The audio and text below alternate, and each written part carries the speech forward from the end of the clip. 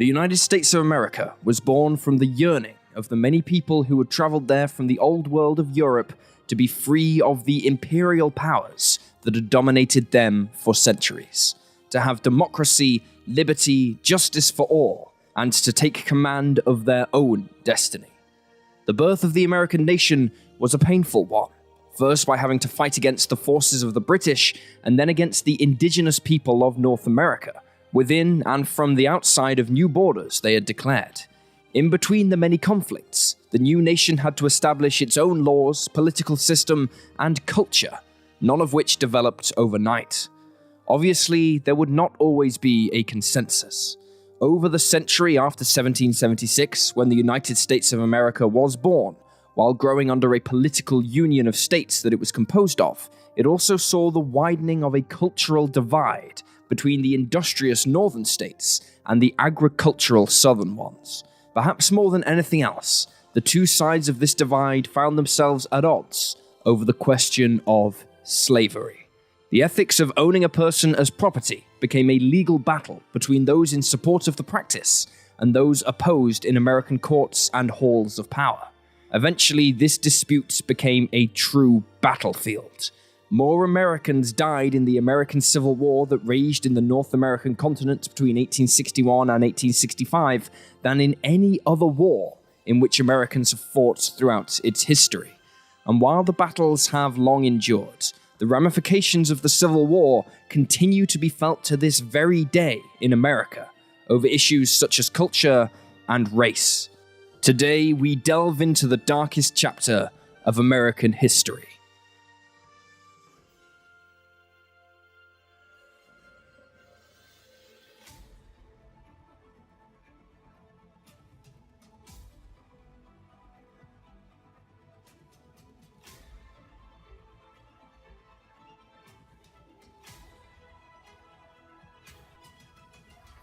Welcome to Wars of the World.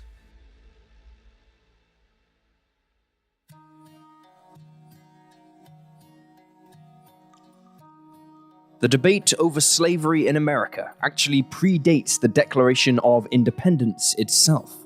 Under British rule, the American territories were separated into 13 colonies, and in one of these colonies, Rhode Island, laws were passed in 1774, making slavery illegal within its state boundaries. However, while many sympathized with the call for the abolition of slavery after 1776, slaves were still a major factor in the economies of many states, particularly in the South, where the main export was tobacco, and the use of slaves to harvest tobacco was seen as simply part of the natural order of things. That would change after April 1793, when American inventor Eli Whitney built the first cotton gin, a machine that quickly and easily separated cotton fibers from their seeds, enabling much greater productivity than previous manual cotton separation could achieve. Few could have known that Whitney's invention would have such an impact on the course of history beyond the production of cotton-based goods. In many ways, it was a somewhat humble spark that would eventually ignite the Civil War. Thanks to the cotton gin, the cotton trade grew exponentially in profitability, creating many fortunes for the landowners engaged in the trade, particularly in the South. American cotton became highly sought after, not just in their own country, but across the world, especially in the lucrative British market, making it a key American export, and port cities such as New Orleans in Louisiana and Charleston in South Carolina became major trading hubs, growing in size and wealth. A major factor in achieving this profitability was the use of slaves acquired from Africa to work the cotton fields. However, in the northernmost states, the economy was being fueled more by the advances made in industrialization and manufacturing. Like the cotton fields in the South, northern industry required large numbers of people to power it, but instead of importing slaves, the manpower was acquired through large numbers of immigrants, particularly from places such as Ireland, where a large percentage of the population felt enslaved by the British Crown. Consequently, as the immigrant population in the North grew on the dream of freedom, their calls for the abolition of all forms of slavery continued to grow. Meanwhile, America itself was growing by absorbing territory to the west. On April 30th, 1803, the vast expanse of land stretching from the Gulf of Mexico to the Pacific was acquired by the United States from France for over $11 million in what history now remembers as the Louisiana Purchase. This presented a problem regarding whether or not these new territories would utilize slaves like the South, or be so-called free states, such as in the North. On January 1st, 1808, the abolitionist movement won a key victory when the US federal government banned the import of fresh slaves from Africa.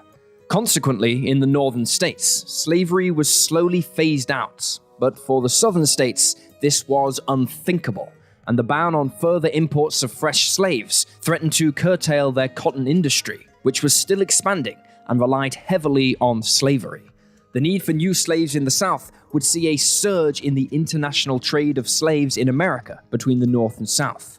The growing abolition of slavery also reinforced the cultural separation between the two sides of the debate, something that was exacerbated by the number of immigrants now in the North, leading many white Southern families who cherished their history in the birth of their nation to consider themselves the more American states.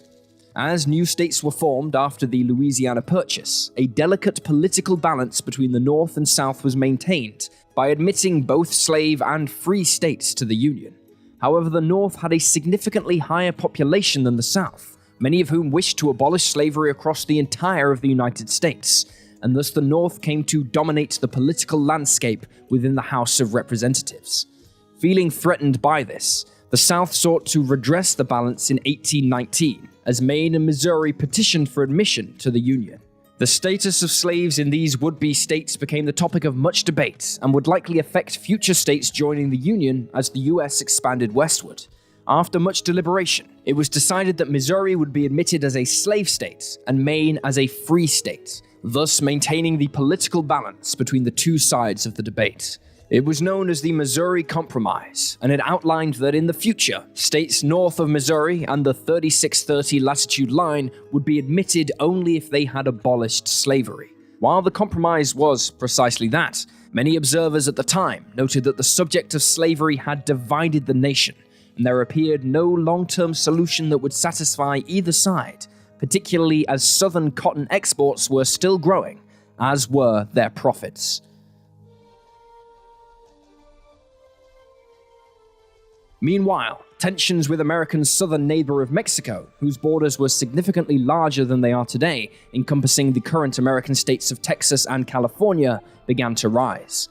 In 1836, Texas broke away from Mexico, declaring itself an independent republic. But this resulted in both the Mexicans and Americans expressing ambitions of absorbing the new country into their own nations. In 1843, US President John Tyler decided to pursue a policy of annexing Texas as part of his bid for re-election. Officially, this was to outmaneuver suspected diplomatic efforts by the British government for the freeing of slaves in Texas, which would, he said, undermine slavery in the United States. Tyler's diplomats undertook secret negotiations with the Texas government in Houston, securing a treaty of annexation in April of 1844. When the documents were submitted to the US Senate for ratification, the details of the terms of the annexation became public, and the question of acquiring Texas took center stage in the presidential election of 1844, which was won by James K. Polk. Polk was a strong supporter for the annexation, and it was under his presidency on February 19, 1846, that Texas became the 28th state, although this sparked the 2-year-long Mexican-American War. This war was a watershed in American history. Firstly, it helped solidify America as a true military power on the North American continent. And secondly, the acquisition of formerly Mexican territory reinforced the prevailing idea of America's manifest destiny. This was a widely held belief by the people of the United States that its population were destined by God to expand across the North American continent, bringing law, order, American institutions, and Christianity to the vast frontier. But while the war itself helped unify some of the divisions in American society, it was in the peace that followed that the divisions, particularly around slavery, not only re-emerged, but became inflamed. The United States now extended to the Pacific Ocean, and the question of slavery in the new territories was again a topic of debate. Both the North and the South maintained their respective views and wished to impose those views on Texas. Even before the war was concluded, Pennsylvania Congressman David Wilmot proposed a ban on slavery in the new territories in the US's possession to the US House of Representatives. Dubbed the Wilmot Proviso, it was ultimately defeated, but the debate continued on about what to do with the new territories and slavery.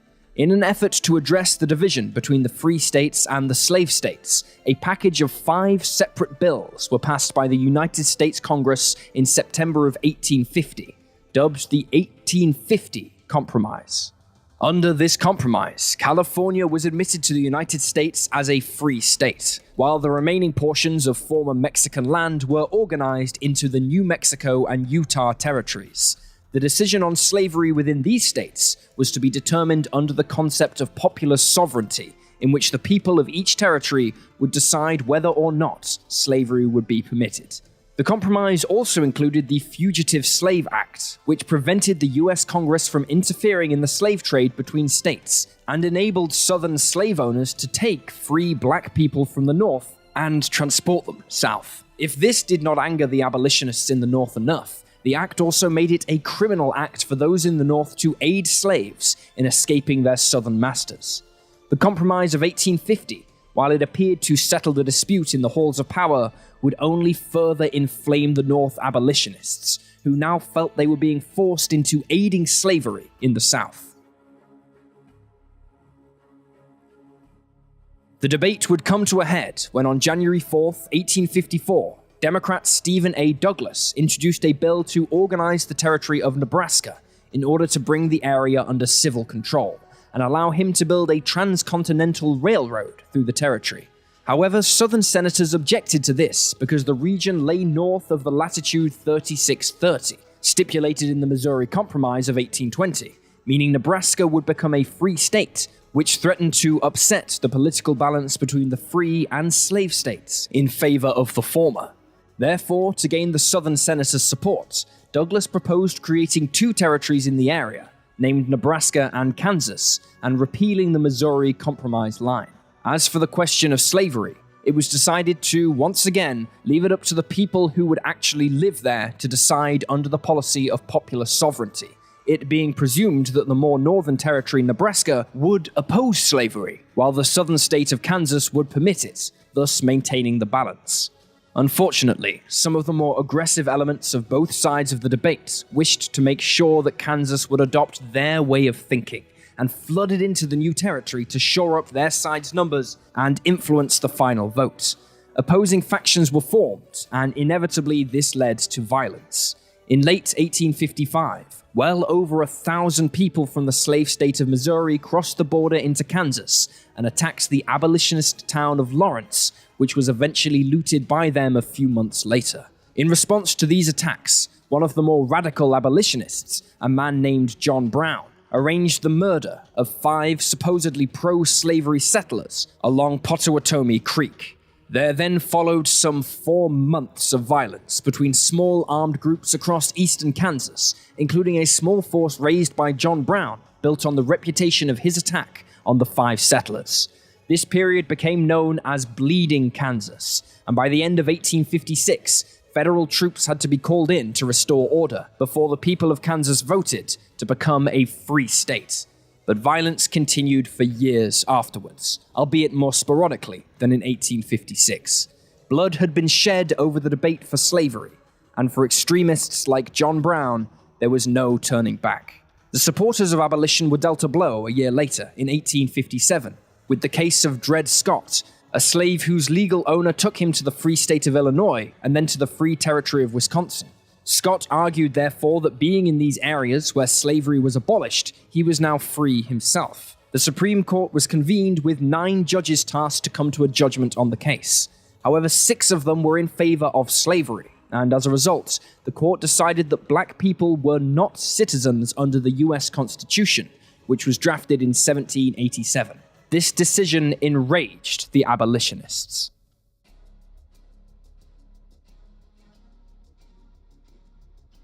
As the Troubles in Kansas began to erupt, a new political party was founded that would have a dramatic impact on American politics forevermore.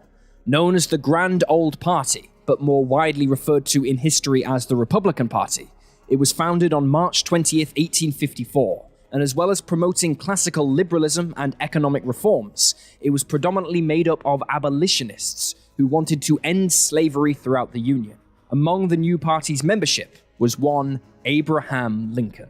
Lincoln came from Kentucky and grew up on the frontier in a poor family who lived in a one-room cabin. However, he was a determined man, and after he had essentially provided his own education, he became a lawyer, an impressive achievement in itself. However, he soon found his way into politics, joining the Whig Party, a predecessor of the Republican Party, eventually rising to the positions of party leader, Illinois state legislator, and congressman. In 1849, he decided to leave government office to return to practicing law, but he was angered by the success of the Democratic Party in opening the prairie lands to slavery, and thus re-entered politics in 1854. At first, he resisted attempts by the new Republican Party to recruit him, preferring to address divisions in his own Whig Party. But over time, he would be drawn closer and closer to the Republicans, who appeared to be more committed to ending slavery than the older party. Between August and October of 1858, Lincoln undertook several key debates with Democrat Stephen A. Douglas during the Senate election campaign. Their speeches and debates would be circulated beyond Illinois and came to symbolize the problems of slavery in the United States. Although Lincoln lost the election to Douglas, much of what he said in the debates went on to form his presidential campaign in 1860, and he was solidified as a champion of the anti-slavery movement. But the call for total abolition of slavery in the US by peaceful or political means was taking too long for some. While holding a meeting with his followers in the free black community of Chatham, Ontario in Canada in the winter of 1858, extremist John Brown proposed to inspire and equip an insurrection by slaves in Northern Virginia. Mounting frustration over the failure to achieve peaceful emancipation of slaves in the South made many abolitionists, including the more peaceful ones, receptive to Brown's violent suggestion. Those who weren't active members supported him through weapons, supplies, money, or intelligence. Early in the next year of 1859, Brown and his supporters rented a farm near Harper's Ferry, Virginia, which they used as a base for their planned raid on a nearby federal arsenal. On October 16th, Brown and 21 of his followers carried out their bold plan, occupying the federal arsenal with the aim of acquiring arms for their black insurrection. However, the plan soon fell apart, and he was quickly surrounded by the Virginia militia, commanded by Colonel Robert E. Lee. In the ensuing fight, Brown's men were overrun, with 10 being killed in the exchange of gunfire, while Brown himself was wounded and captured. Brown was tried for treason, but endeared himself in the eyes of abolitionists as a martyr, whilst conducting a passionate defense of his actions. He was found guilty and hanged on December 2nd, 1859. But the fallout of the raid was widespread and highly damaging to the political status quo, particularly in the South, where fears of a Northern-supported slave uprising were fueled almost out of control. For many Southern slave owners, they began to suspect that the North would never be content with allowing them to keep their slaves, and this left them to question their future within the Union of States. In 1860, the people of the United States were getting ready to go to the polls, but behind the usual pompous exterior of a presidential campaign, the many states that made up the Union were more divided than ever, with the Democratic Party itself being split along northern and southern lines after all the recent troubles concerning slavery.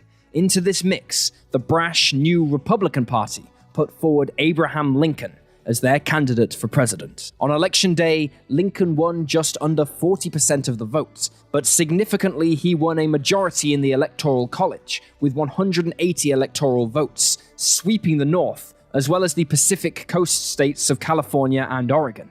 His victory would rattle the pro-slavery South, because Lincoln was seen as something of a headpiece of the American abolitionist movement at the time.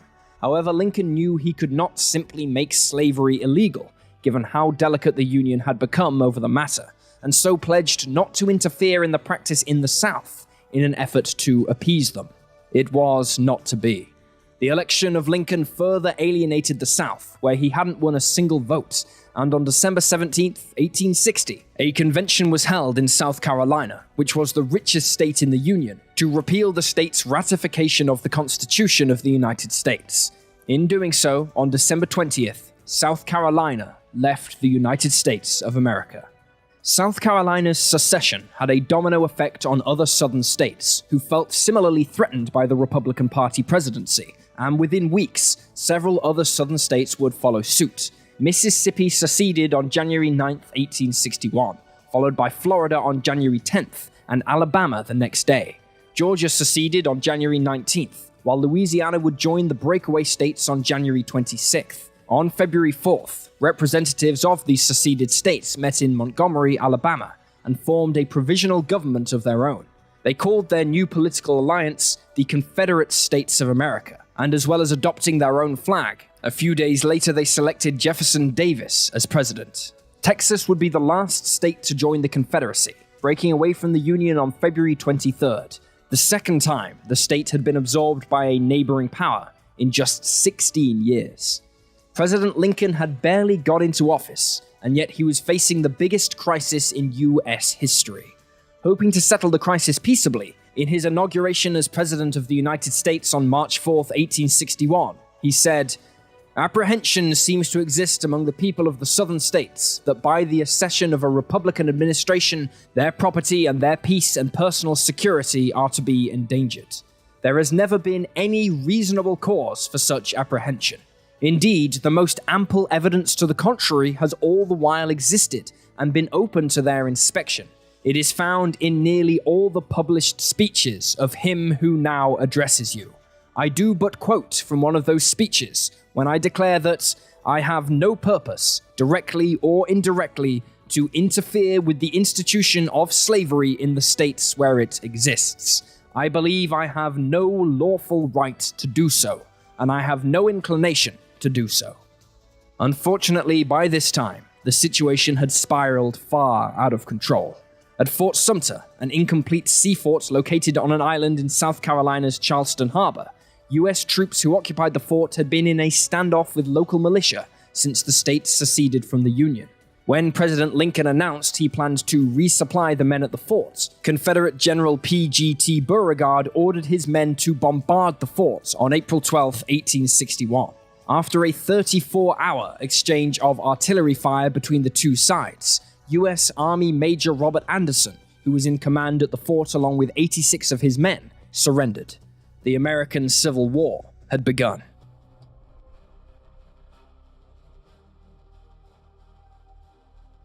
On April 15, 1861, President Lincoln issued orders that a 75,000-man army from the states loyal to the Union would have to be raised and sent down to what he referred to as an insurrection in the South. The outbreak of hostilities and Lincoln's call to arms forced states to choose sides, and as a result, Virginia, Arkansas, Tennessee, and North Carolina elected to side with the Confederacy.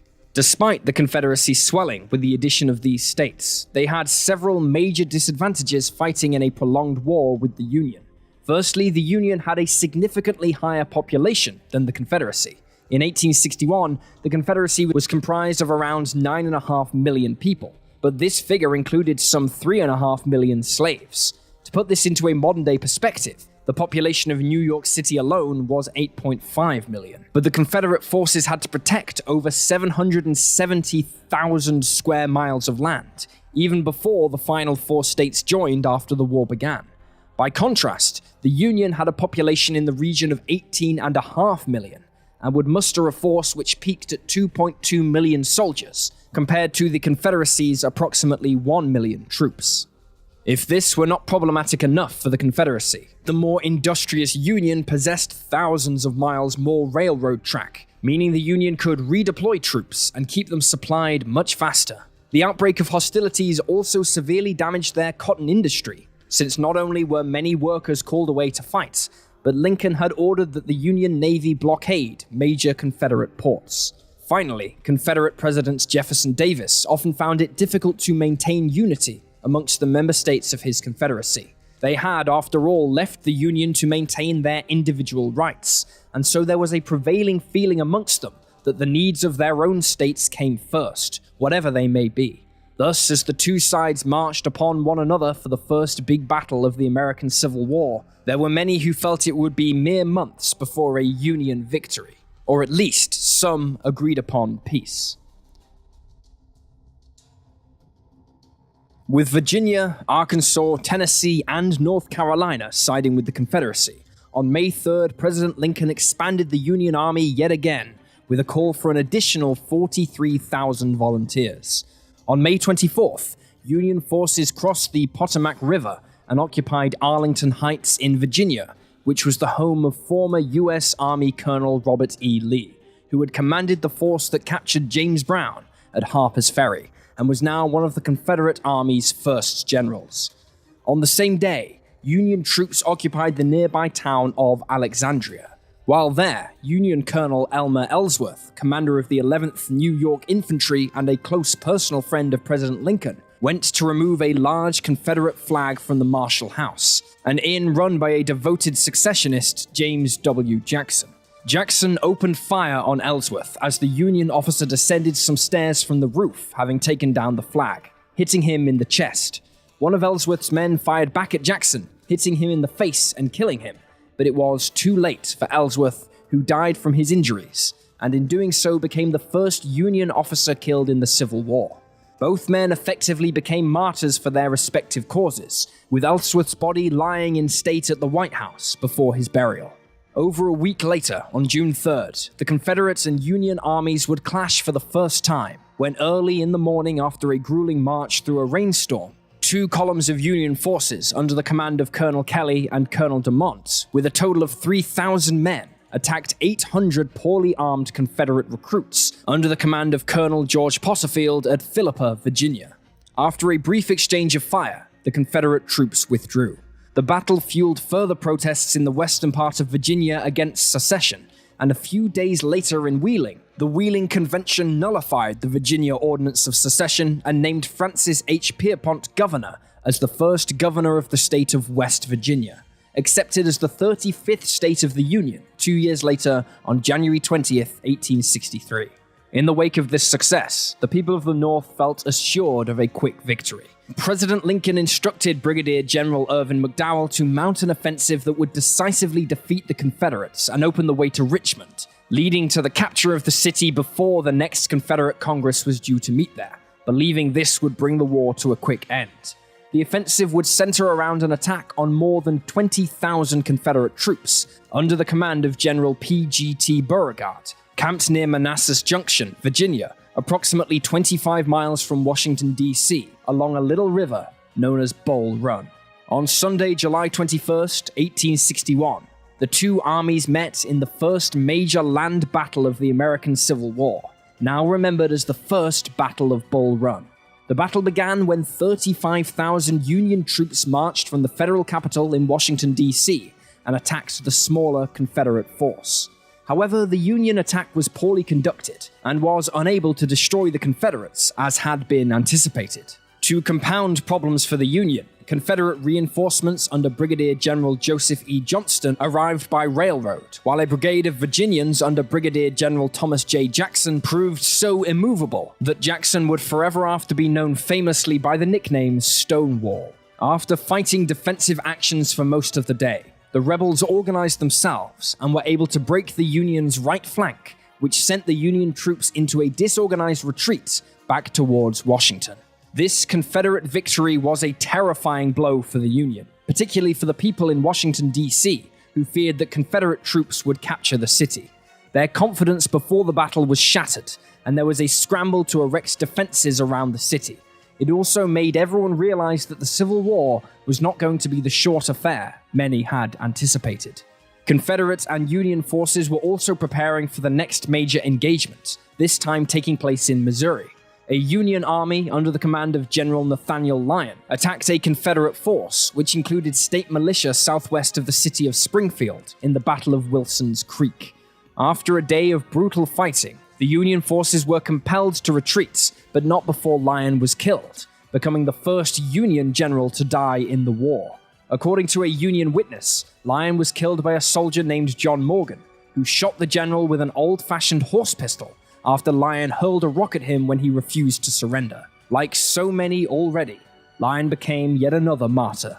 The Union would enjoy victory again, however, on August 28th, when their naval forces attacked the newly completed Forts Clark and Hatteras in Cape Hatteras, North Carolina. 880 Union men from the 9th and 10th New York Volunteers sailed in small boats and landed on the shore under the cover of night. The Confederates abandoned Fort Clark for Hatteras to await reinforcements, after which they could retake the fort, but they never arrived, and after a heavy bombardment by Union warships in which over 3,000 shells were fired in 3 hours, the Confederates surrendered.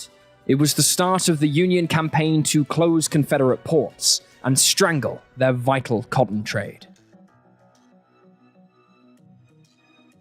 Upon the outbreak of civil war, the Confederate government quickly began a diplomatic campaign to secure vital war materials from Britain and France to help address their industrial imbalance with the North. In November of 1861, the British mail ship RMS Trent departed Havana, Cuba with 2 passengers on board, Confederate Commissioners James M. Mason and John Slidell, carrying them to London. The 2 Confederates had already had quite the journey evading Union forces to reach Cuba, but it seems their luck had run out, and the Trent was intercepted in the international waters of the Bahamas Canal by the US warship San Jacinto, commanded by Captain Charles Wilkes. Acting without official instructions, Wilkes forcibly removed the 2 commissioners and interned them at Fort Warren in Boston. While he was praised by many in the North, their seizure aboard a British ship contravened earlier understandings of the law of the sea. Upon the outbreak of the war, the British adopted the official position that the Civil War was a strictly internal affair of the American people. But Britain also relied extremely heavily on the cotton produced by the Confederate States for its textile industry, and it was therefore in their interest to keep the supply line open. The United States, however, viewed the situation differently, and accused Great Britain of siding with the Confederacy, something Union diplomats had warned would result in war. The British drafted a strong response, in which they, in turn, threatened war with the Union if the men were not returned to British custody. The British government went so far as to even convene a special cabinet committee to make preparations for war, ordering reinforcements to Canada and dispatching Royal Navy warships into North American waters. They also halted the sale of saltpeter, vital for the manufacturing of gunpowder, to foreign countries, in anticipation that British forces would need it in the coming months. Fortunately, tempers were cooled, and a diplomatic compromise was arranged, which averted war between Britain and the Union. Mason and Slidell were released by January 1862, but while Britain would maintain its officially neutral stance, British shipyards would build ships for the Confederate Navy, knowing full well that once they left British waters, they would be armed and used as warships and raiders. Back on land, on October 21st, 1861, around 1,700 Union troops met an equal number of Confederates at the Battle of Ball's Bluff in Virginia. Union Colonel Edward D. Baker, a senator from Oregon and another friend of President Lincoln, led troops across the Potomac River, but were subsequently forced back to the river's edge, whereupon Baker was killed. In the evening, Confederate reinforcements arrived, forcing the Union to withdraw back across the river, an effort in which many Union soldiers drowned in the icy waters. Despite their runaway successes, the beginning of the war had been a series of disasters for Lincoln and the Union. The new year brought a fresh wave of battles between the Union and the Confederates, starting in Kentucky, a state which had declared itself neutral on the outbreak of war. However, the Confederate Army disregarded their declaration, sending troops into the state on September 3rd, 1861, prompting the Union to send troops in, under the command of Brigadier General Ulysses S. Grant.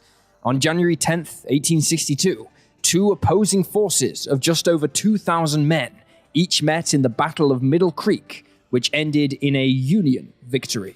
On January 19, 1862, the 2 sides met in the Battle of Mill Springs, but despite the Confederates enjoying a marginal numerical superiority, they were poorly equipped, and having marched through a rain-swept night, were exhausted. The Union forces outflanked them, and the Confederates were forced into a retreat all the way back to Tennessee. Much of the blame for their defeat was placed upon the shoulders of their commander, Major General George G. Crittenden, who was accused of being drunk on duty during the course of the battle. The battles of Middle Creek and Mill Springs cemented Union control of eastern Kentucky, and allowed them to carry the war into Tennessee in February.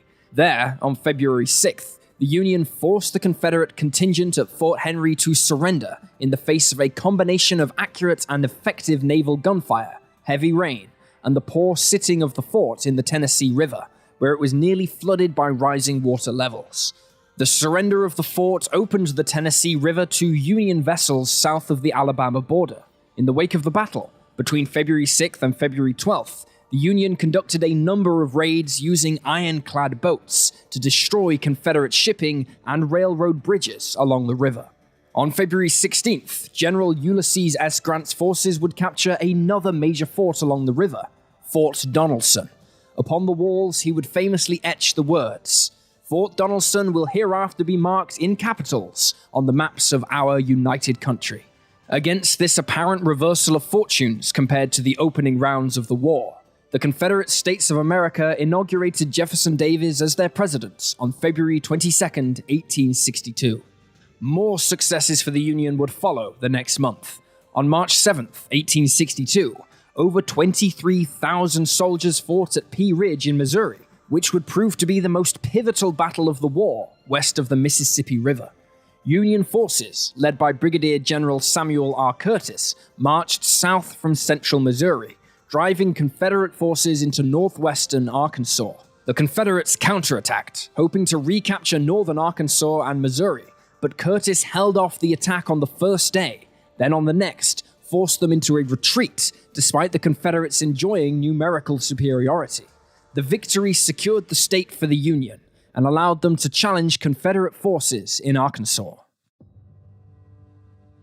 While fighting on land resembled countless battles fought decades before and from across the world, at sea and along North American rivers, the warships used by the Union and Confederacy were in the midst of a major technological revolution. While sail was still the primary means of propulsion, it was quickly being backed up by steam engines, which would be used to keep a ship mobile even if the masts had been shot away, which would have disabled sail-only ships. Steam power also meant that ships could now leave their harbors without having to wait for a favorable wind. Just as revolutionary was the addition of new armor and armaments on vessels. In the 1820s, navies had begun to adopt cannons that fired explosive shells rather than the traditional cannonball. The damage these would inflict on wooden vessels was immense, prompting navies the world over to begin cladding their ships in iron armor, birthing the term ironclad. The French used ironclad floating gun batteries to great effect during the Crimean War, where they absorbed a considerable amount of punishment while silencing Russian shore guns, and in 1856, the French launched the first ironclad warship, the Glory. The US had begun work on an ironclad warship in 1854, but the work was constantly delayed. After the Confederate states seceded, they began work on converting the former USS Merrimack to an ironclad and renaming it the CSS Virginia. The Union feared the damage this ship could do, and so they quickly finished work on their ship and christened it the USS Monitor as a counter to the Virginia. The Monitor didn't look like any other ship around at the time, having a hull that didn't extend very far out the water, making the deck very wet in poor weather. The most prominent feature of the Monitor was that it housed its main armament, a pair of 280mm guns, in a rotating turret, which afforded it a wide firing arc compared to the old fixed weapons traditionally used on warships. Finally completed, the USS Monitor was ready to enter the fray, and on March 8, 1862, at the Battle of Hampton Roads in Virginia, the crew of the Union ironclad learned that its Confederate counterpart had engaged a Union blockade, sinking 2 Union ships and forcing another, the USS Minnesota, to run aground. The next day, the Virginia returned to finish the job, but to the Confederates' surprise, the USS Monitor appeared and put itself between the Virginia and the grounded Minnesota. For the first time in history, 2 ironclad warships engaged one another in combat. During the course of the battle, Monitor's turrets became damaged, forcing the crew to simply keep it turning and firing whenever it came to bear on the Virginia. After 2 hours of battle, both vessels had taken fire that would have sunk any ship 10 years before. Still, the fighting had taken its toll, with Monitor briefly becoming disabled, while the captain of the Virginia was forced to concede that he had no weapons with which to sink the Union ironclad. Both sides then withdrew to make repairs.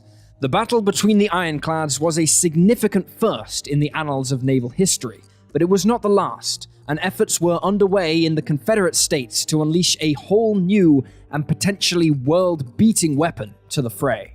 Meanwhile, the war at sea continued, with both sides making efforts to disrupt the other's commercial shipping in an effort to damage their economies, either by blockading their ports or hunting them down with armed warships. Back on land, the Union continued their advance into Tennessee after their capture of Forts Donelson and Henry, leading to the Battle of Shiloh on April 6th. Confederate General Albert Sidney Johnston, considered by many to be one of the most competent commanders in the South, had regrouped a force of over 40,000 men in western Tennessee in order to face the Union forces under the command of General Grant, who had over 60,000 men. On the first day of the battle, Johnston was killed, leading a charge against Grant's forces. He was hit by a bullet behind his right knee, which has led many to believe that since he was leading a charge against the enemy, he must have sustained it as a result of one of his own men accidentally striking him as they fired on the Union forces. He would be the highest-ranking Confederate officer to die in the war. The next day, Grant attacked again and overwhelms the Confederates, forcing them to retreat, and in doing so, opening up northern Mississippi to the Union. In late April, a Union fleet of gunships under Admiral David Farragut made a series of attacks on Confederate forts guarding the mouth of the Mississippi River, before sailing into the Confederate city of New Orleans.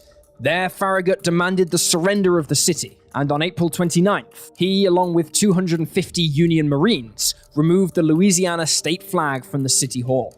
By May 2nd, New Orleans was declared recovered by the Union. In Virginia, the Confederates were to enjoy success against the Union when Confederate General Stonewall Jackson captured a Union garrison and their supplies in the Battle of Front Royal on May 23rd. 2 days later, Jackson's men met a smaller Union force under Major General Nathaniel Banks in the First Battle of Winchester, forcing them to retreat across the Potomac River into Maryland, with Jackson in pursuit. On May 31st, Confederate General Joseph E. Johnston attempted to overwhelm two Union corps that appeared isolated south of the Chickahominy River. It succeeded in inflicting heavy casualties, leading to the Union calling for reinforcements. The Confederates in turn had to call for their own reinforcements, and both sides battled it out in what is remembered as the Battle of Seven Pines.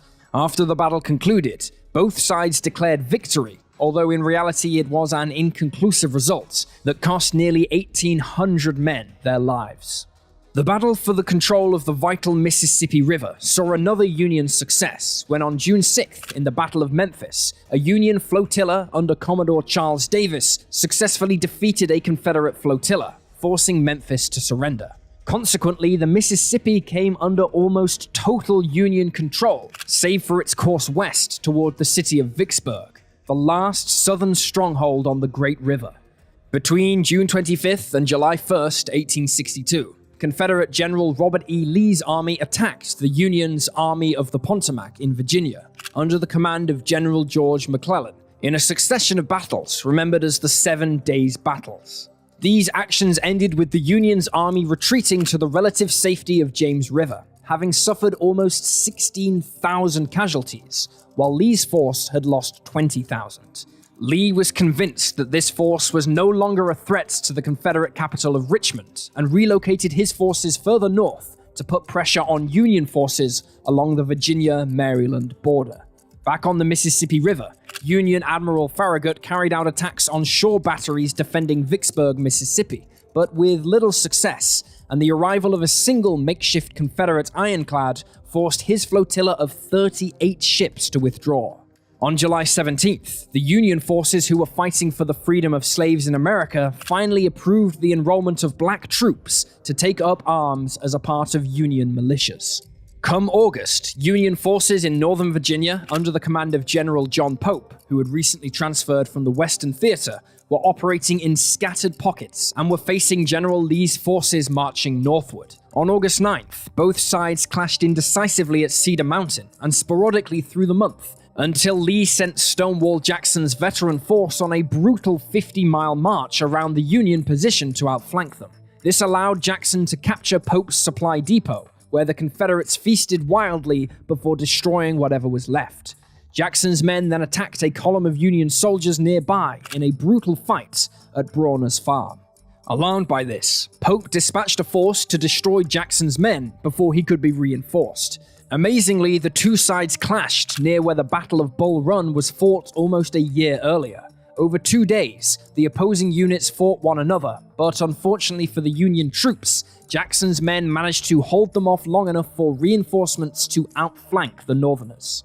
Under cover of darkness, the defeated Union army withdrew across Bull Run towards the safety of Washington and its defenses. This Confederate victory opened the way for the South's first invasion of the North. For the Confederate cause, this couldn't have come at a better time. President Lincoln had by now formulated the Emancipation Proclamation, which would free all slaves in the so-called rebellious states as they came back under Union control. It only needed to be enacted. However, Lincoln's advisors now warned him against enacting it in the wake of Lee's victory. Even more problematic for the president was an upcoming midterm election, and he needed a reversal of fortune soon to secure his position and enforce the proclamation. Aware of all of this, Lee put forward Special Order 191 on September 9th, which outlined his plan to attack Union forces in Maryland and Northern Virginia by splitting his force in two. However, 2 Union soldiers stumbled across a sealed copy of these orders and handed them to their commander, who passed it on to General McClellan. Aware of Lee's plan, McClellan's forces gave the Confederates stiff resistance on September 14th at Sharpsburg, prompting Lee to order his forces to regroup at nearby Antietam Creek. What followed was a bloodbath. The Union troops attacked Lee's left flank after a heavy fog had lifted in the morning. The Confederates, tired and hungry, put up a valiant fight, but were subdued, with 15,000 casualties sustained by both sides in just 8 hours. By nightfall, that number had risen to 23,000, with 3,650 dead, making it the bloodiest day in the Civil War so far. And the next day, Lee ordered his bloodied Confederates to withdraw south, back to Virginia, expecting McClellan to follow.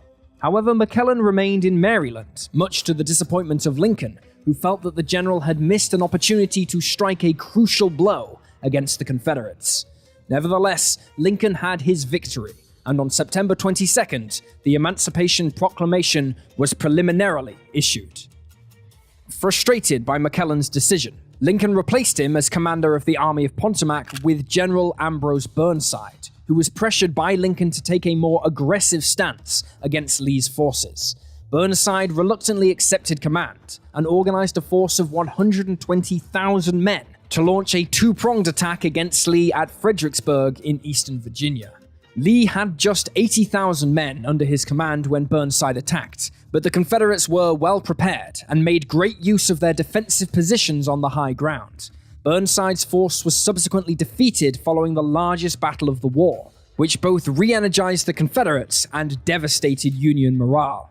It was a sad end to the year for Lincoln. As the war entered its second year, both sides were reeling from the pains of conflict. The Confederates, who had always been at a numerical disadvantage compared to the Union, had already instigated a military draft to keep their numbers up as high as possible. It was mostly the quality of their military leadership that had allowed them to keep from being overwhelmed. Now, having had their own numbers bled by battle after battle, the Union introduced military conscription beginning in March. However, the parameters for who should be called upon were not popular, since they seemed to focus on the poor and low-skilled, many of whom were already struggling to make a living. Now they were being taken away from their families, who would have to find some way of coping without them, and this began to inspire resentment towards the Union cause, and to the newly emancipated black communities in whose name the war was fought. The following month, on both the eastern and western fronts of the war, the Union went on the offensive, instigating a new campaign in Virginia against General Lee's army, still camped at Fredericksburg. In the west, the Union army moved in to surround Vicksburg, Mississippi, in an effort to take the last Confederate stronghold on the Mississippi River. On April 30th, Lee, with 60,000 men, found 80,000 enemy troops placed behind him, thanks to a brilliantly executed march and river crossing by Union Major General Joseph Hooker.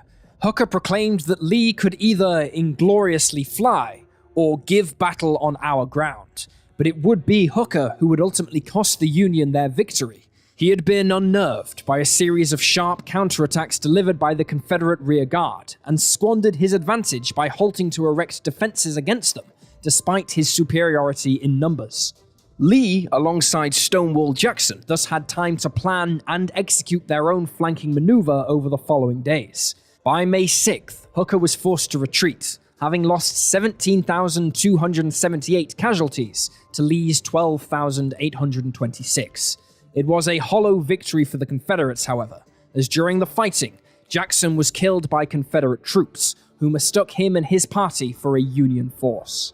Lee wasted no time in taking advantage of his victory, and rallied his men to charge north into Pennsylvania, but he also knew that his force was in a poor state. Food, ammunition, and horses to transport his army were all in short supply, and he counted on capturing what he needed from the enemy as he advanced. Becoming aware of Lee's advance, General Hooker sent a cavalry raid back across the river to attack the Confederates at Brandy Station. The Confederates put up a stiff resistance, and the Union cavalry split up to attack from two separate sides. But through excellent reallocation of his men, Confederate General J.E.B. Stuart was able to fend off the Union cavalry, who retreated later in the day. Almost a week later, at the Battle of Second Winchester, Confederate troops under General Richard Ewell defeated General Robert Milroy's Union forces, securing the Shenandoah Valley. Over the coming month, the Confederates passed through York and reached the bridge over the Susquehanna River at Columbia, only to find that Union militia had burned it, seriously slowing their advance. In Washington, D.C., there were fears that the Confederates would eventually reach the city, and so Lincoln, having once again lost faith in one of his commanders, this time General Hooker, replaced him with Major General George Gordon Meade. Meade immediately raised a force to pursue Lee's army, which was now in Pennsylvania and approaching the town of Gettysburg.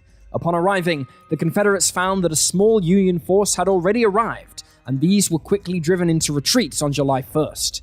However, now it was the Confederates who failed to capitalize on this early gain and didn't pursue them, allowing them to merge with Union reinforcements and strengthen their defensive line over Cemetery Hill.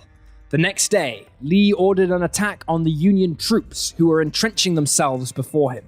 However, the attack was poorly organized, and the Confederate troops were hours late in engaging the enemy. The Confederates did make some progress, but were halted by nightfall after some particularly brutal fighting. The next day, the Union counterattacked, while Lee, who had wrongly believed his forces were on the verge of defeating the Union, ignored advice from his subordinates and ordered an attack across an open field, which he believed would secure him victory. The Union troops were instead well-equipped, dug in, and protected by stone walls, and they cut down the Confederate men. Realizing his mistake, Lee quickly scrambled to reorganize his men into a defensive line. He anticipated a Union attack the next day, on July 4th, but alas, one never came, and under the cover of darkness and heavy rainfall, he ordered his men to withdraw. Union casualties in the battle numbered 23,000, while the Confederates had lost some 28,000 men, more than a third of Lee's army.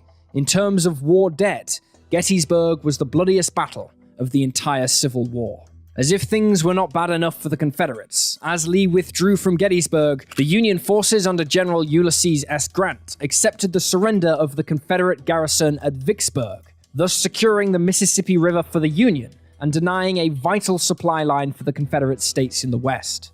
Such defeats meant that any hopes of the Confederacy receiving foreign recognition were dashed, and once again, there was a feeling in the air that the Confederacy would eventually fall to the Union.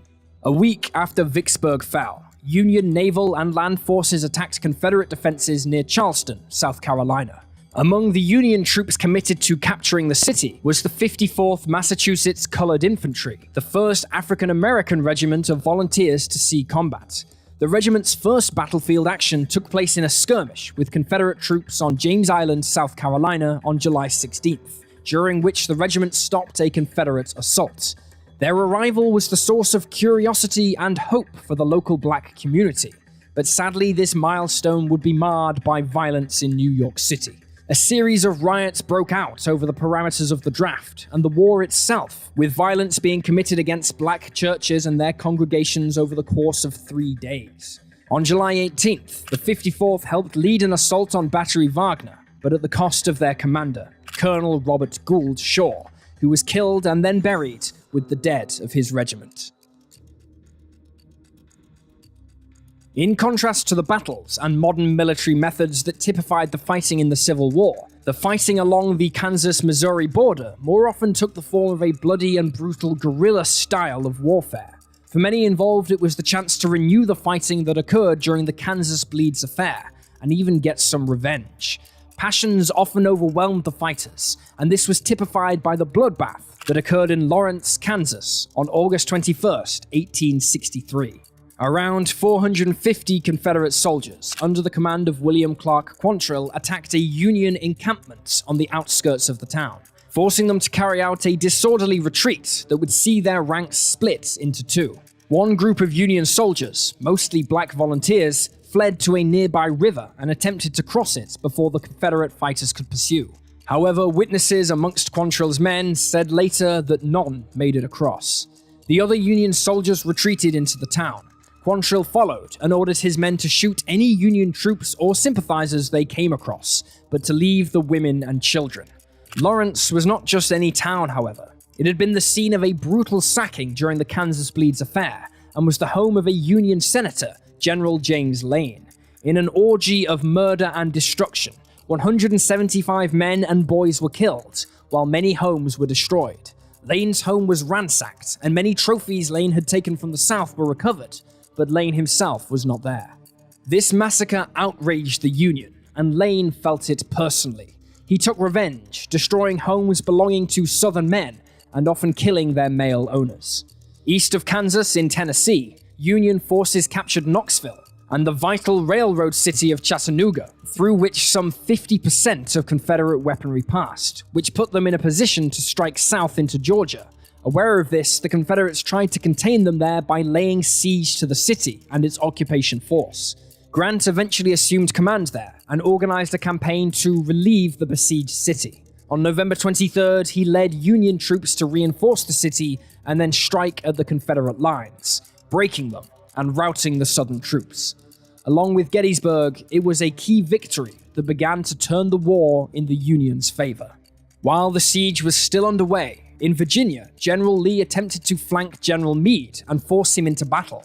However, this failed and resulted in a skirmish at Bristow Station on October 14th. Late the next month, Meade's Army of the Potomac marched against Lee's army south of the Rapidan River. Lee quickly responded by establishing a line of defenses along the banks of Mine Run Creek, and after several days of probing these new defenses, Meade withdrew north of the Rapidan to go into his winter quarters, more or less ending large military engagements in the state for the rest of the year. Confederate troops under General James Longstreet instead laid siege to the city of Knoxville, held by Union forces under General Ambrose Burnside, beginning on November 27th. Longstreet then attacked on November 30th, but was repulsed, sustaining heavy losses in the process. Union reinforcements arrived at the beginning of December, forcing him to withdraw to Greenville, where his army spent the winter. As the year came to a close, President Lincoln issued a controversial proclamation that any Confederate soldiers who agreed to stop fighting and pledge allegiance to the Union would be pardoned. He hoped that it would inspire mass defections from the South and speed the end of the war, but despite all their setbacks, the Confederacy was far from finished. The arrival of the new year brought with it to Lincoln the prospect of elections near the end of the year. The country may have been embroiled in a bitter civil war, but democracy had not been suspended. While the conflict had appeared to turn in the Union's favor, the Confederacy continued to raid Union shipping, often using subversive methods to do so, and this was damaging the Union economy. Lincoln needed good news from the war to keep morale up and prevent frustrations being vented at him and his party, for him to have any chance of a successful election campaign. Fortunately, he did not have to wait long for an inspiring story to arrive, for on February 9th, after weeks of digging an escape tunnel, 109 Union officers held prisoner at the notorious Libby prison made their bid for freedom in what would prove the largest and most sensational escape of the war. The Confederates launched a massive manhunt for the escapees, eventually recapturing 48 of them and returning them to their incarceration. 2 escapees would later drown, fleeing their pursuers, but 59 were able to make their way back to Union lines. Less than a week later, Union forces under General William T. Sherman, after a month of advancing through the center of Mississippi, entered the city of Meridian and secured it for the Union. The city's capture was a massive blow to the Confederate war effort, being one of the most industrious in the Confederacy. The loss of war material produced and distributed via the city severely impeded the Confederate leadership's ability to sustain their armies in the Deep South and west of the Mississippi River. On February 17, 1864, the USS Housatonic, a 1,200-ton Union warship, was enforcing a blockade against Charleston in South Carolina, when lookouts spotted a strange object partially submerged under the water's surface, approaching the side of their ship at around 8:45 p.m. They then realized they were under attack by a submerged enemy vessel, and tried to bring their guns to bear upon it, but to no avail, and shortly afterwards, the ship was rocked by an explosion. Just 5 minutes later, the 1,200-ton ship sank, and in doing so became the first ship in history to be sunk by an enemy submarine. The submarine involved was the H.L. Hunley, built in Alabama, and was the latest in a series of US and subsequently Confederate efforts to produce a reliable submarine. The bravery of the submarine's commander, Lieutenant George E. Dixon, and his 7-man crew on board cannot be overstated, for the Confederacy had lost 21 men in previous tests of the submarine, during which it sank repeatedly and had to be raised and repaired to continue the program. The attack on the Housatonic was not actually the first Confederate attempt to sink a Union warship with a submarine, since another Confederate sub named David made an unsuccessful attack on the Charleston blockade on October 5th the year before. But while their courage was rewarded with a successful attack, Dixon and his men would not return to their base, with the wreck of H.L. Hunley being discovered near the wreck of the Housatonic upon the war's conclusion. It would take many decades for submarine warfare to be perfected to the lethal and efficient levels of the First and Second World War, but it all began here with the H.L. Hunley and the Housatonic. On March 2nd, 1864, Union General Grant was promoted to the rank of Lieutenant General and became commander of all Union forces in the field. Most Union leaders felt that the Confederacy itself was all but finished. However, there were concerns of reports of some 25,000 French troops being deployed to Mexico. It was feared that the Confederates would strike a secret deal with the French, and these troops would come into the war on the Confederate side. However, no such deal emerged. Many Union commanders felt that what was needed now was to force the Confederate soldiers into battle, where they would use up their remaining stores and be overwhelmed by the superior numbers of the Union forces. Grant had wanted to envelop the main Confederate armies by capturing Mobile, Alabama, and then wearing them down into submission. However, Union General-in-Chief Henry W. Halleck instead proposed a military campaign along the Red River involving both Army and Navy units. The campaign had 4 objectives. Firstly, to destroy the Confederate Army, commanded by General Taylor. Secondly, to capture Shreveport in Louisiana and secure the Red River to the north, allowing the Union to occupy East Texas. Thirdly, to confiscate as much as 100,000 bales of cotton from the plantations along the Red River, further damaging the Confederate economy. Finally, the Union forces would then organize pro-Union state governments in captured regions. The campaign began on March 10th, when a combined force comprised of both Army and Navy units advanced along the river through Louisiana. On March 14th, they captured Fort Sumter, where they seized the Confederates' only large-caliber guns in the area. The Navy, meanwhile, broke through a giant raft placed across the river to block their advance, and faced with both these events, Confederate General Taylor retreated, effectively handing over South and Central Louisiana to the Union.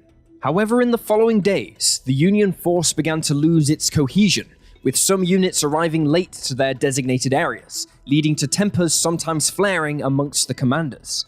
Commanding the Union Army was Major General Nathaniel P. Banks, who was ambitious and well-connected, which is what mainly afforded his rank, since prior to the war, he had no formal military training. In 1864, he had his sights set firmly on challenging Lincoln for presidency, and a major military victory would go a long way towards achieving that goal. Through the rest of March, the Union continued their advance, pursuing Taylor's retreating forces. On April 8th, Taylor decided it was time to make a stand and chose Mansfield as the place where he would confront Banks.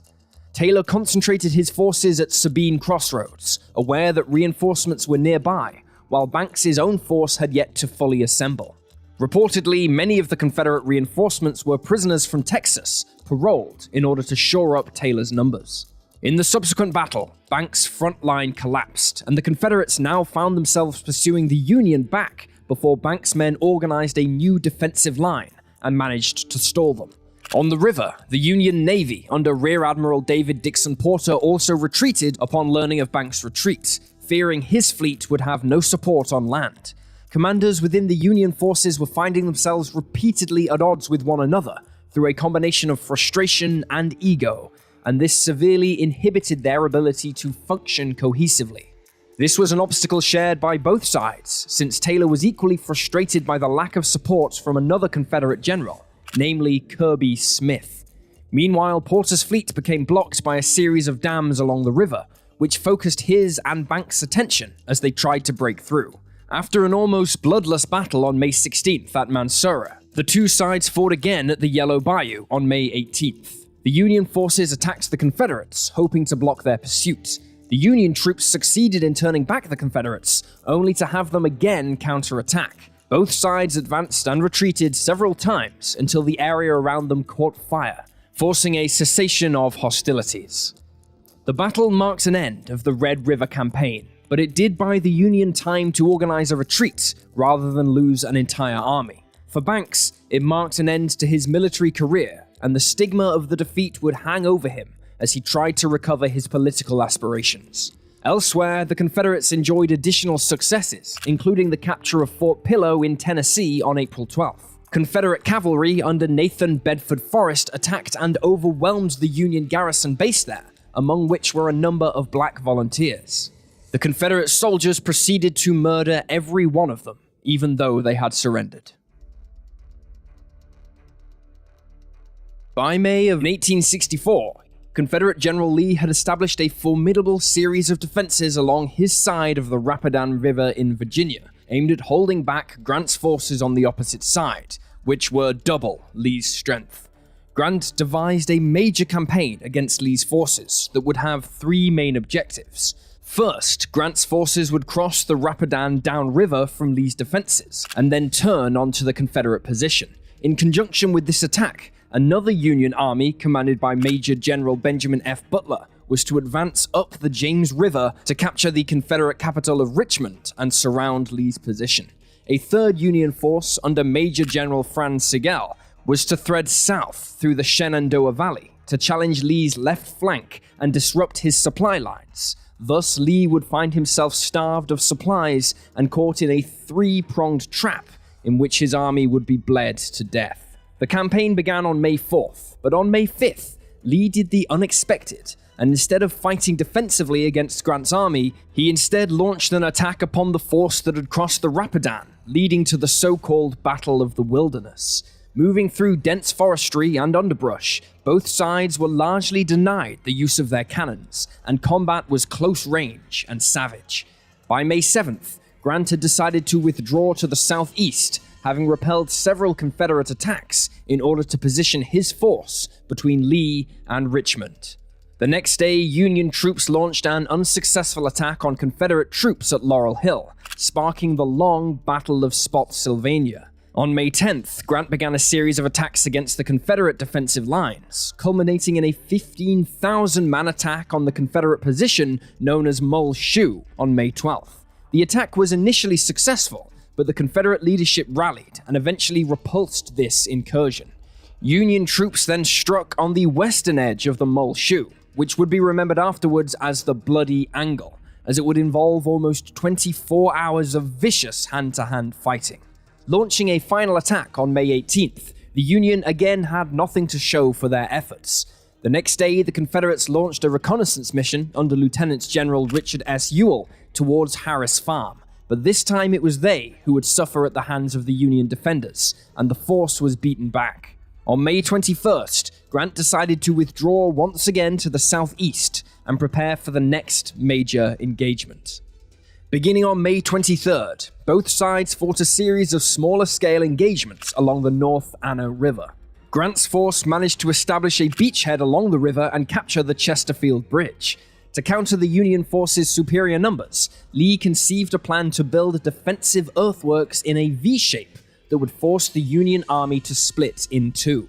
The plan appeared to be working initially, but unfortunately, the Confederates were unable to make the most of this advantage, because Lee was struck with an intestinal illness that incapacitated him, damaging the Confederate leadership's ability to function effectively.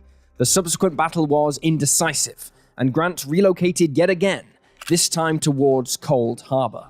On May 31st, as Grant's army once again swung around the right flank of Lee's, Union cavalry seized the crossroads of Old Cold Harbor, about 10 miles northeast of the Confederate capital city of Richmond. The Confederate army attempted to retake the crossroads, but fierce Union resistance meant that they held out until reinforcements arrived. On the evening of June 1st, fresh Union troops assaulted the Confederate works to the west of the crossroads, with some success.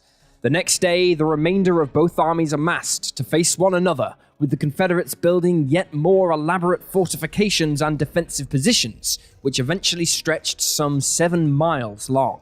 3 corps of Union troops attacked the Confederates on the southern end of the line, but were easily repulsed, with massive casualties. Attempts to assault the northern end of the line also failed, as did further assaults on the southern side. Grant said of the battle in his personal memoirs, quote, "I have always regretted that the last assault at Cold Harbor was ever made. No advantage whatever was gained to compensate for the heavy loss we sustained." The two armies fought ferociously over the coming days along the defensive line established by Lee until on the night of General 12th, Grant yet again relocated his men, marching them to the James River. It was an impressive defensive victory for Lee, but in a cruel twist, despite his victories against Grant in the Overland Campaign, his own losses were so proportionally high compared to the Union's that the campaign was something of a defeat for the Confederacy. After the inconclusive Battle of St. Mary's Church on June 24th, Lee found himself falling back to the city of Petersburg, a vital supporting city to Richmond, which the Confederate general knew could not fall into Union hands. There, Lee again constructed an extremely intricate series of defenses, including trenches aimed at keeping Grant's forces out of the city limits. Over the coming months, Grant would make numerous attempts to breach these defenses, which would have little success, and fearing a Confederate counterattack, the Union armies constructed their own defensive lines, fortifications, and trenches in order to contain the Confederates in the city. It was the start of the Siege of Petersburg, and would last into the following year. The nature of the often static trench warfare provided something of a dark omen of what was to come half a century later in Europe. On June 8th, Lincoln received his party's nomination for president in the upcoming elections. 2 days later, a Confederate force routed the numerically superior Union troops at the Battle of Bryce's Crossroads in Mississippi. Then, the war suddenly came right to Lincoln's doorstep in a stunning manner. After defeating Union forces at the Battle of Monocacy in central Maryland on July 9th, Confederate Major General J.A. Early pressed home his advantage and moved south towards the Union capital of Washington, D.C., with the intention of raiding it, hoping this would seriously demoralize the Union side and re-energize the Confederacy. On July 11th, Early's exhausted force reached the outskirts of Washington, near Silver Spring, and he began probing the city's fortifications for weaknesses.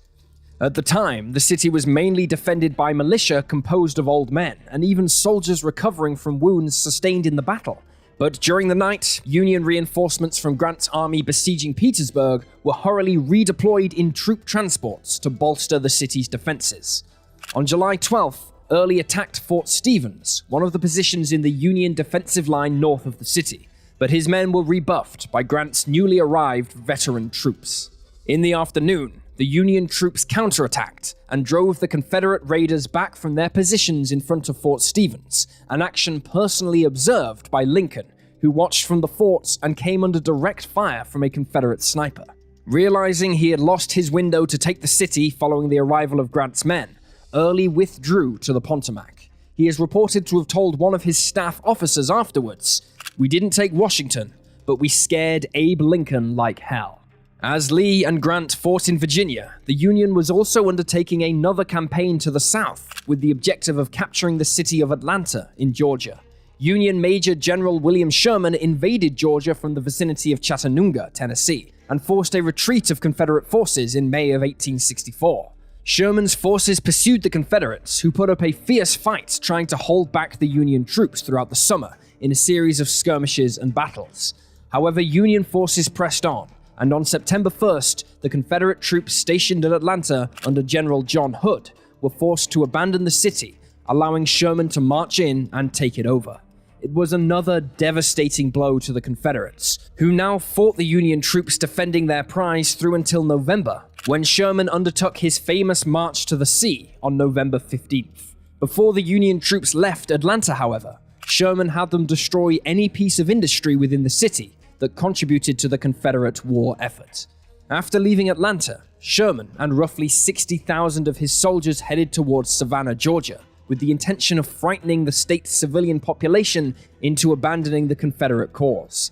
Sherman's troops did not destroy any of the towns in their path, hoping this would make it easier for the populations to turn to the Union, rather than portray his men as merely Union raiders. However, when they did encounter resistance, then the homes of those resisting were destroyed, sending a clear message to the population that if you fought back, you would be punished. On December 10th, Sherman's army arrived at Savannah, completing the March to the Sea, having only encountered sporadic pockets of militia to oppose them. At Savannah, his troops took Fort McAllister, forcing the Confederate defenders to evacuate the city. After abandoning Atlanta, General John Bell tried to strike north at Sherman's supply lines, hoping to force the Union general to retreat. Instead, Sherman left Union forces in Tennessee to deal with the threats leading to the Battle of Nashville, a 2-day engagement beginning on December 15, 1864, with the force of Union Major General George H. Thomas. In one of the largest victories achieved by the Union Army during the war, Thomas attacked and routed Hood's army, largely destroying it and ending the Confederate threat to Tennessee. The closing of the year brought with it the election campaign for Lincoln.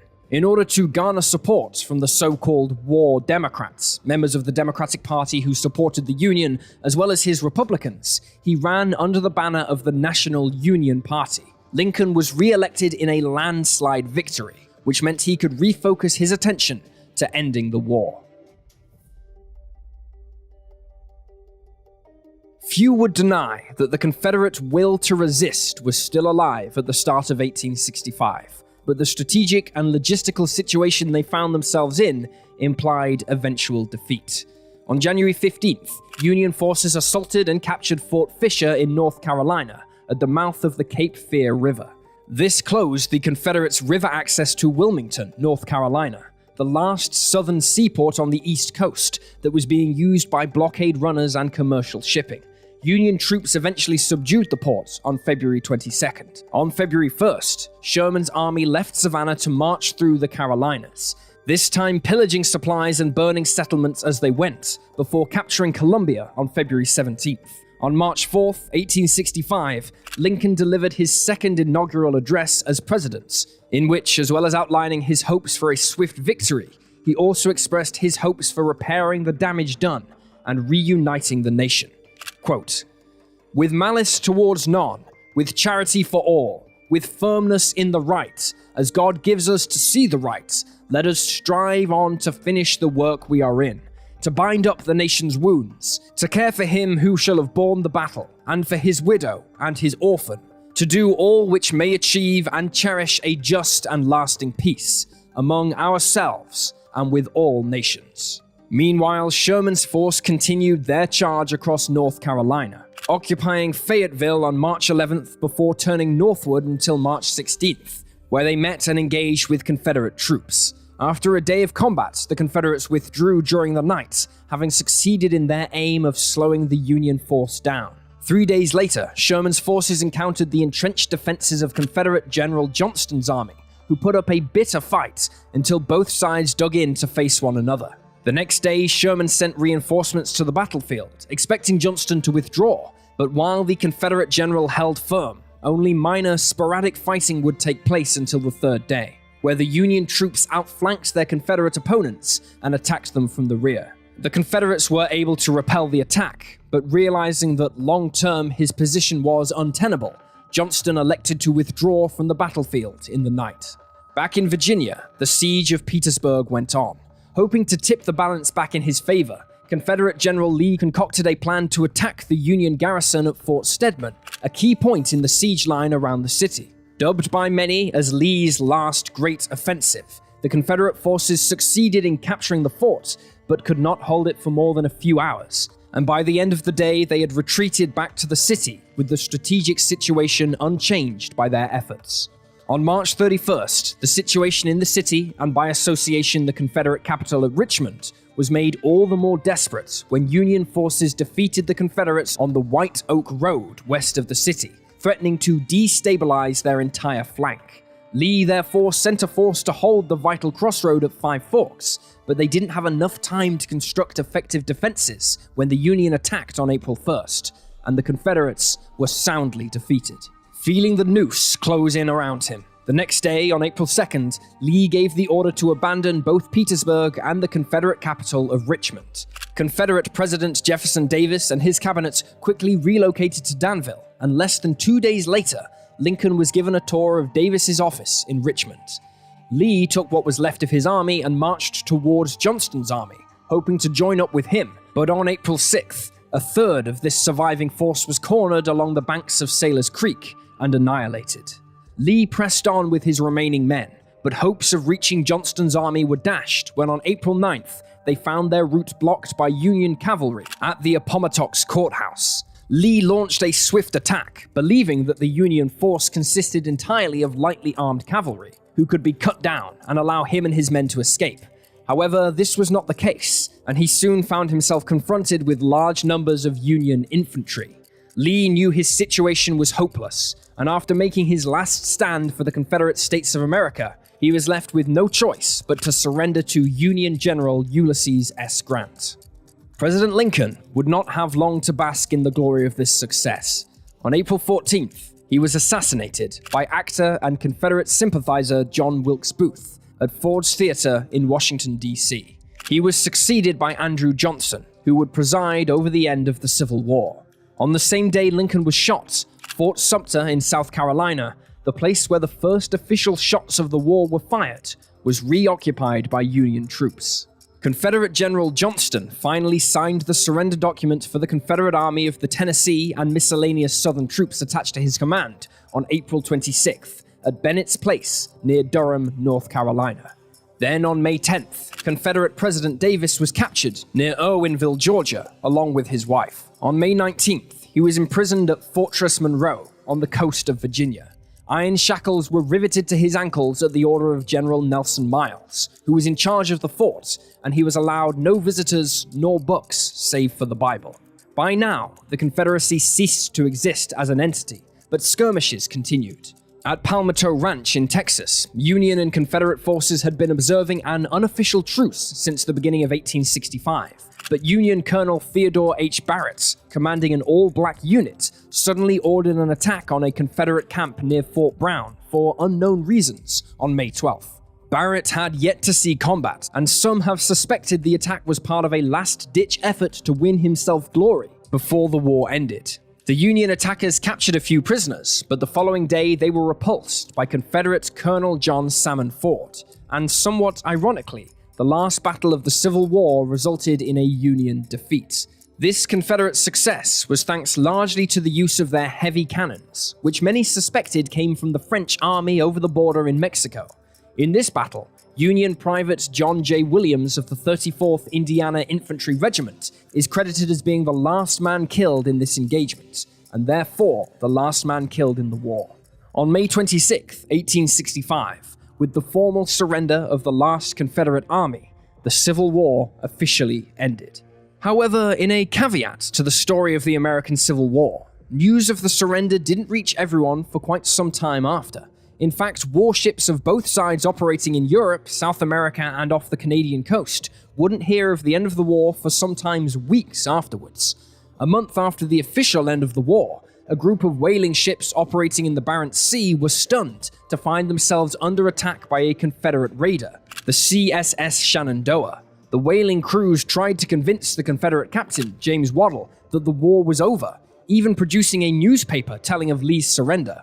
Waddell refused to believe that the Confederacy was gone, but later, after encountering other ships, it became clear this was the case.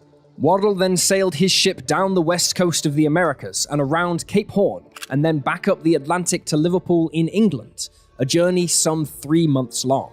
The ship sailed up the River Mersey on November 6th with its Confederate flag flying proudly for the curious British onlookers to see, before Waddell surrendered to the captain of the British warship HMS Dungal.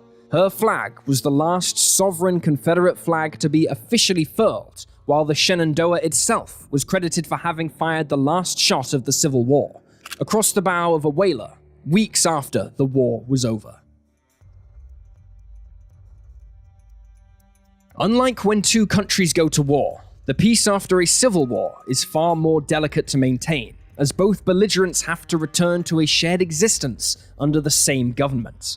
For the loser, this is an especially difficult thing to do, and many former Confederate soldiers found themselves on the wrong side of the law in the reunified United States. Perhaps most notably, this included Frank and Jesse James, who went on the run after being implicated in carrying out a number of atrocities, along with William Quantrill, who raided Lawrence in Kansas. One of the key points that would help repair the divide was that while the South were forced to abolish slavery, they were allowed to maintain their identities as Southern states.